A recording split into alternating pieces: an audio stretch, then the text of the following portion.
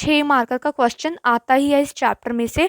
इन topics में से किसी एक टॉपिक पर तो केस स्टडी आएगी ही एग्जाम में। इनमें से कोई एक टॉपिक तो 6 मार्कर का आएगा ही आएगा। ये क्वेश्चन भी 3 मार्कर का तुम्हारे पेपर में पूछ सकते हैं।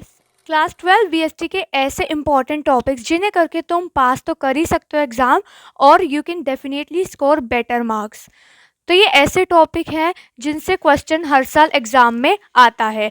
तो 100% सिलेबस में से 80% ऐसे तो इम्पॉर्टेंट टॉपिक्स मैं तुम्हें इस वीडियो में बताऊंगी जो एग्जाम में आते ही हैं।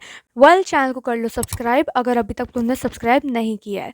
So let's get started. So chapter number 1 है जो कि मैनेजमेंट के बारे में है। ठीक है, तो कोऑर्डिनेशन एक इम्पॉर्टेंट टॉपिक बनता है इस चैप्टर में से, तो कोऑर्डिनेशन को स्किप मत करना। कोऑर्डिनेशन प्लस जो लेवल्स ऑफ मैनेजमेंट है ना, जो टॉप मिडल लोअर लेवल्स होते हैं, तो उससे भी एक इम्पॉर्टेंट क्वेश्चन बनता है। ठीक है, और जो नेचर ऑफ मैनेजमेंट है, नेचर जैसे कि आर्ट है या साइंस है, ठीक है, जो प्रोफेशन है, तो ये नेचर वाला भी एक इम्पॉर्टेंट टॉपिक है। तो इस चैप्टर में से बस ये 3 ही इम्पॉर्टेंट टॉपिक है। तो चलो सेकंड चैप्टर की बात करते हैं जो कि है प्रिंसिपल्स ऑफ मैनेजमेंट। अब ये प्रिंसिपल ऑफ मैनेजमेंट से ना क्वेश्चन तो आता है, और ये इससे ना कभी कभार डायरेक्ट क्वेश्चन भी आ जाता है। 6 मार्कर का क्वेश्चन आता ही है इस चैप्टर में से, और वो भी क्वेश्चन डायरेक्ट आता है।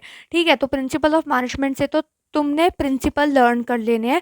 14 प्रिंसिपल है फ्योल के, पहले तो वो लर्न कर लो। अब लर्न कैसे करने हैं, सबसे पहले तो तुम उनकी करना डिफाइन। ठीक है, डिफाइन करके उसका एक एग्जाम्पल कर लो। ठीक है, और आइडेंटिफाई कर सकोगे। लेकिन इससे तो सिंपली इस चैप्टर से तो ज़्यादातर डायरेक्ट क्वेश्चन आता है। ठीक है, नेक्स्ट इससे जो टॉपिक आता है भाई, उसके प्रिंसिपल करने के बाद टेक्निक्स बची टेलर की। तो ठीक है, तो भाई इस चैप्टर से आता है ज़्यादातर प्रिंसिपल, एंड जो टेक्निक्स है टेलर की इस चैप्टर में से पूछी जाती हैं। ठीक है, तो चैप्टर नंबर 3 की बात करें जो कि है बिजनेस एनवायरनमेंट। ठीक है, तो इसमें से तो वही डायमेंशंस ऑफ बिजनेस एनवायरनमेंट पूछी जाती हैं। ठीक है, वो कौन सी डायमेंशंस है भाई, उसकी एक शॉर्ट फॉर्म है स्लेप्ट। तुम्हें पता ही होगा, social, legal, economic, political, technological environment है। ठीक है, तो ये तो डायमेंशंस ऑफ बिजनेस एनवायरनमेंट ये बहुत इंपॉर्टेंट टॉपिक है, और इसके अलावा मुझे नहीं लगता कोई इंपॉर्टेंट टॉपिक है। अगर हाँ होगा तो भाई इंपॉर्टेंस कर जाना बिजनेस एनवायरनमेंट की, वो भी एक इम्पॉर्टेंट टॉपिक है। तो ये तो मैंने बता दिया कि भाई 3 चैप्टर में से कौन से इंपॉर्टेंट टॉपिक बनते हैं। चैप्टर नंबर 4 की बात करें, दैट इज प्लानिंग। तो चैप्टर नंबर 4 है प्लानिंग। सो प्लानिंग में से क्या इंपॉर्टेंट है, सबसे पहले प्लानिंग में से पूछा जाता है प्लानिंग का प्रोसेस। तो इसे स्किप मत करना भाई, प्लानिंग प्रोसेस अच्छे से कर लेना इस चैप्टर में से। ठीक है, तो प्लानिंग प्रोसेस करने के बाद तुम्हें करनी है भाई लिमिटेशंस ऑफ प्लानिंग। तो लिमिटेशंस ऑफ प्लानिंग भी एक इंपॉर्टेंट टॉपिक है, इसे भी स्किप मत करना। लिमिटेशंस ऑफ प्लानिंग करने के बाद भाई जो टाइप्स ऑफ प्लान है वो भी कर लेना भाई। टाइप्स ऑफ प्लान, जो प्लान्स, ऑब्जेक्टिव, स्ट्रैटेजी वाला है, वो वाला टॉपिक है भाई, टाइप्स ऑफ प्लान भी स्किप मत करना। ठीक है, तो ये तो हमने बात की भाई 4 चैप्टरों की। Let's move on to the next chapters. इन टॉपिक्स में से किसी एक टॉपिक पर तो केस स्टडी आएगी ही एग्जाम में, तो तुम्हें केस स्टडी अच्छे से प्रैक्टिस करनी है एग्जाम के लिए। तो चलो भाई बात करते हैं चैप्टर नंबर 5 की। तो चैप्टर नंबर 5 कौन सा है, ऑर्गेनाइजिंग। अभी मैंने तुम्हें प्लानिंग का बताया, तो चलो अब बात करते हैं ऑर्गेनाइजिंग की। ऑर्गेनाइजिंग चैप्टर में से 6 मार्कर का क्वेश्चन तो इस टॉपिक से आता ही है, डेलीगेशन एंड डिसेंट्रलाइजेशन। इनमें से कोई एक टॉपिक तो 6 मार्कर का आएगा ही आएगा। इस टॉपिक को भी स्किप मत कर देना, क्योंकि 6 मार्क का क्वेश्चन इस टॉपिक में से भी आएगा, ऑर्गेनाइजिंग के चैप्टर में से। इस टॉपिक को करने के बाद कर लेना भाई डिफरेंस, जो कि फंक्शनल और डिविजनल स्ट्रक्चर का जो डिफरेंस है ना, वो भी तुम कर लेना। तो पेपर में फंक्शनल और डिविजनल स्ट्रक्चर का भी डिफरेंस पूछा जाता है। तो भाई जो चैप्टर नंबर 6 है दैट इज स्टाफिंग। ठीक है, तो भाई स्टाफिंग से सबसे पहले तो भाई स्टाफिंग का जो प्रोसेस है वो भी एक इम्पॉर्टेंट टॉपिक है इस चैप्टर में से। तो स्टाफिंग का प्रोसेस भी अच्छे से कर लेना। स्टाफिंग या फिर सिलेक्शन का जो प्रोसेस है ना, वो भी अच्छे से कर लेना।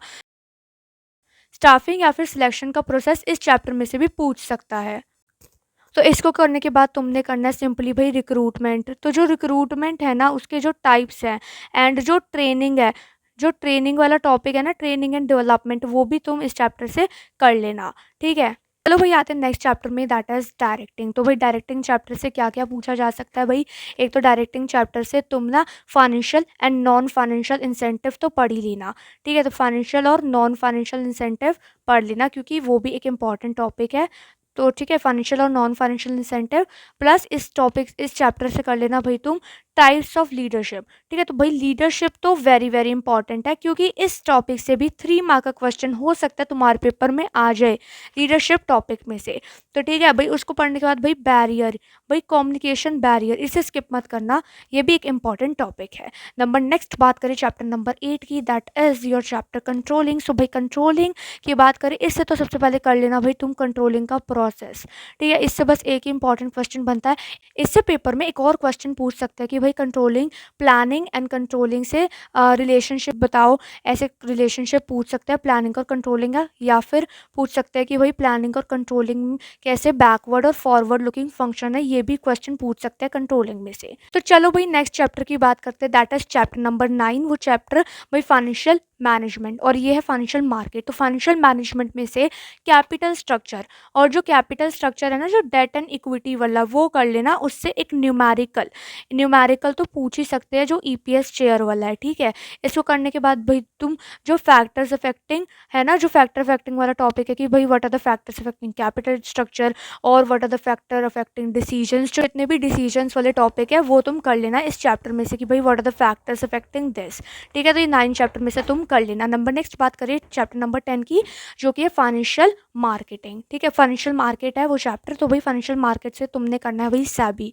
एक तो भाई सैबी वाला टॉपिक पूछ सकता है। ठीक है, ये क्वेश्चन भी 3 मार्क का तुम्हारे पेपर में पूछ सकते हैं सैबी वाले टॉपिक से।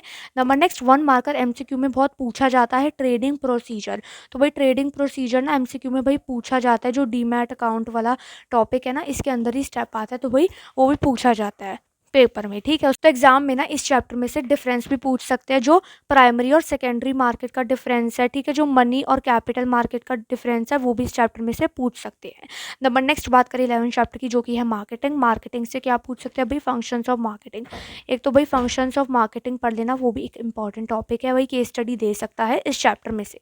नंबर नेक्स्ट बात करें वही पैकेजिंग, वही पैकेजिंग, ब्रांडिंग और लेबलिंग। ठीक है, तो ये भी पढ़ लेना, ये तीनों टॉपिक भी मार्केटिंग से पढ़ लेना।